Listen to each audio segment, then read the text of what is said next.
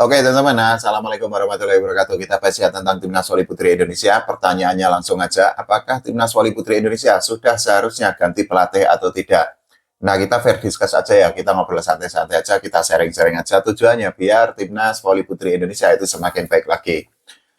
Kalau kita berbicara tentang apakah Timnas Voli Putri Indonesia sudah seharusnya ganti pelatih atau tidak, mungkin sangat banyak fans voli Indonesia, sangat banyak volley-mania yang menilai bahwa Marco Sugiyama itu harus segera diganti di Timnas Voli Putri Indonesia.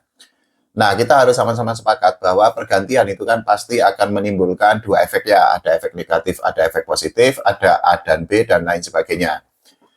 Kalau ternyata misalnya Marco Sugiyama itu diganti, tentu saja nanti pelatih baru itu akan memberikan warna baru, akan memberikan nuansa baru bagi Timnas Voli Putri Indonesia.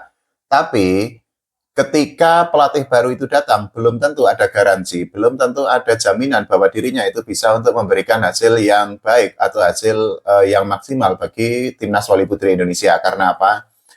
Ada sangat banyak faktor yang membuat kenapa Timnas itu bisa untuk berprestasi. Yang pertama dari segi persiapan, kedua dari segi pengelolaan, yang ketiga dari kualitas pemain, dan lain sebagainya. Kalau kita bicara tentang Marco Sugiyama yang memang up and down, artinya ada momen atau ada event yang memang Marco Sugiyama itu bisa untuk menunjukkan performanya sebagai pelatih, tapi di sisi lain ada event yang ternyata hasilnya tidak sesuai dengan harapan.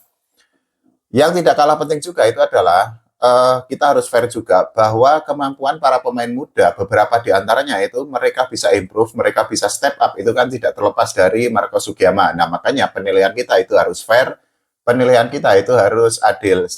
Jangan sampai kita hanya melihat dari segi negatif pada diri Marco Sugiyama. Kita bisa berandai-andai, misalnya gini, kalau ternyata tuntutan dari atau suara-suara dari para volley-mania itu didengarkan oleh PBVSI. Kira-kira siapa pelatih yang bisa untuk menggantikan Marco Sugiyama di Timnas Voli Putri Indonesia? Ini kan akan menjadi sebuah pertanyaan besar karena berkaitan dengan banyak hal. Yang pertama berkaitan dengan kemampuan figur itu, kemudian bagaimana finansial dari PBVSI dan juga bagaimana nanti persiapan, kemudian juga hal-hal lain yang dilakukan oleh federasi sehingga bisa relate dengan target yang sudah dipatok. Kita berandai-andai gini aja deh teman-teman semua. Saat ini itu kan ada banyak suara yang menilai bahwa pelatih Jakarta Pertamina Enduro, Coach Balen itu dianggap layak untuk melatih Timnas Voli Putri Indonesia.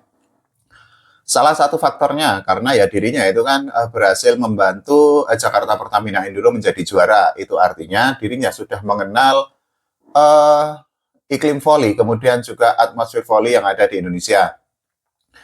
Faktor lainnya, ada beberapa pemain Jakarta Pertamina Enduro yang menjadi penghuni skuad Timnas Indonesia sehingga pada akhirnya ya nantinya adaptasi itu tidak akan terlalu sulit bagi Coach Balen kalau misalnya dirinya itu ditunjuk menjadi pelatih Timnas Voli Putri Indonesia. Nah, pertanyaannya, kalau ternyata Coach Balen atau siapapun lah yang menjadi pelatih Timnas, bagaimana nanti Marco Sugiyama perannya? Kita bisa berandai-andai bahwa Marco Sugiyama itu nanti akan dijadikan sebagai pelatih Timnas Junior atau mungkin akan dilepas secara keseluruhan atau ya tidak akan digunakan lagi.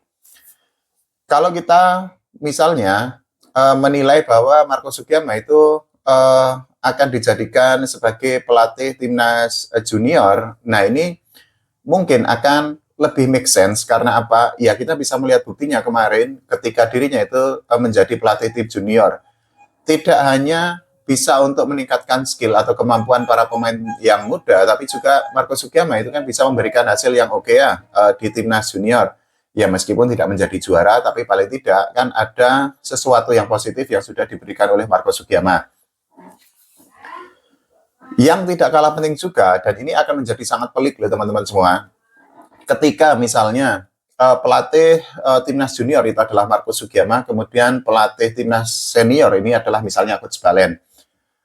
Ini kan dibutuhkan kontinuitas ya, dibutuhkan sesuatu yang relate atau sesuatu yang inline atau linear di antara tim junior dengan tim senior.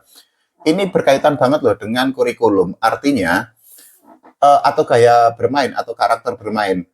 Artinya gini teman-teman semua, timnas junior dengan timnas senior itu kan harus inline ya gaya bermainnya. Jangan sampai nanti misalnya timnas senior itu mengandalkan transisi yang cepat, kemudian timnas junior itu mengandalkan defense yang kuat. Ini kan akan menjadi dua hal yang bertolak belakang. Makanya ini memang akan menjadi sebuah PR tersendiri karena yaitu tadi bahwa kontinuitas antara tim junior dengan tim senior itu kan harus tetap terhubung ya. Saya ini kan penyuka Jepang ya, tim pria Jepang. Artinya kalau menurut saya dan kita boleh beda pendapat ya, tim Jepang itu kan memang sudah memiliki gaya tersendiri, karakter bermain mereka itu kan sudah sangat jelas. Jepang itu kan salah satu yang menjadi andalan itu adalah dari segi defense yang sangat luar biasa, dari segi kolektivitas permainan yang istimewa. Bahkan kalau menurut saya, defense Jepang itu adalah yang terbaik di dunia saat ini atau dalam beberapa waktu terakhir. Nah, sementara kan kalau di Indonesia itu kan gayanya itu kan masih abu-abu ya, kurikulumnya itu kan belum jelas. Artinya apakah kita ingin bermain dengan transisi cepat kan juga bukan gaya kita. Selama ini kan ada momen yang memang transisi kita nggak maksimal. Atau misalnya timnas Indonesia itu atau volley Indonesia itu akan mengusung gaya dengan kolektivitas dengan defense yang kuat kan juga dalam banyak kesempatan kita tidak bisa untuk melakukan hal itu. Nah, makanya ini menjadi sangat abu-abu, kurikulum kita itu sangat abu-abu, padahal sekali lagi tim junior dengan tim senior itu kan harus berkesinambungan, harus continue dari gaya bermain. Mungkin ini akan ideal kalau misalnya pelatih timnas senior itu juga memegang timnas junior. Ini juga sebenarnya sudah terjadi kayak di mana di sepak bola lah kemarin sebelum Sintayong dipecat ya. Sintayong itu kan ketika masih menjadi pelatih timnas itu kan memegang 3 timnas sekaligus, timnas senior dengan timnas junior. Nah, itu artinya ada kontinuitas dari gaya bermain yang diinginkan oleh Sintayong.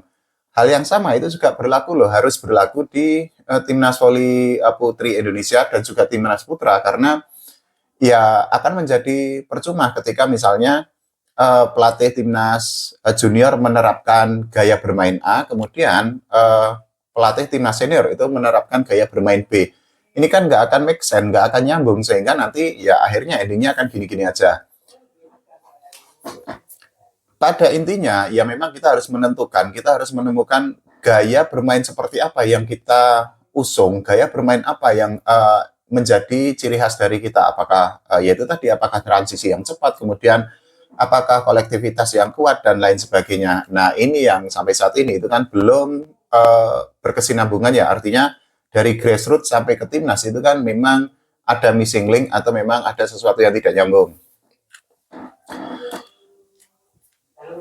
Yang tidak kalah penting juga itu adalah nanti gini teman-teman semua, ketika PBVSI itu akan menunjuk pelatih baru, ini kan tentu saja akan berkaitan dengan track record. Kalau mendatangkan pelatih grade A, tentu saja dana atau uang yang harus dikeluarkan oleh PBVSI itu kan pasti akan sangat besar. Nah, pertanyaannya, apakah PBVSI itu mau atau kuat atau tidak untuk membayar pelatih yang kualitasnya grade A? Kalau kita meng-hire atau mengontrak pelatih yang dapat subsidi dari FIVB atau termasuk dalam program FIVB, itu kan memang kita akan mendapatkan bantuan dari FIVB ya. Misalnya kita bisa ambil contoh Sergio Veloso deh. Sebelum dirinya itu melatih timnas Indonesia kemarin, kan kita tahu bahwa Sergio Veloso itu kan menjadi pelatih timnas Filipina ya. Nah, penunjukan Sergio Veloso di timnas Filipina itu adalah bagian dari program FIVB sehingga ya tentu saja Federasi Voli Filipina itu mendapatkan bantuan dari FIVB.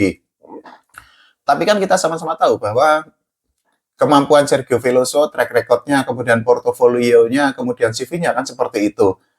Ini kan kalau misalnya timnas voli putri Indonesia mengontrak pelatih yang ternyata kualitasnya B aja atau biasa-biasa aja, kan akan menjadi sama aja, akan menjadi sesuatu yang percuma. Padahal ya kita kan pengen timnas persiapannya oke, kemudian apapun oke, plus dilatih oleh pelatih yang memang capable, pelatih yang memang kualitasnya itu oke banget sehingga ya nantinya akan inline atau akan linear dengan hasil yang akan dipatok oleh PBVSI.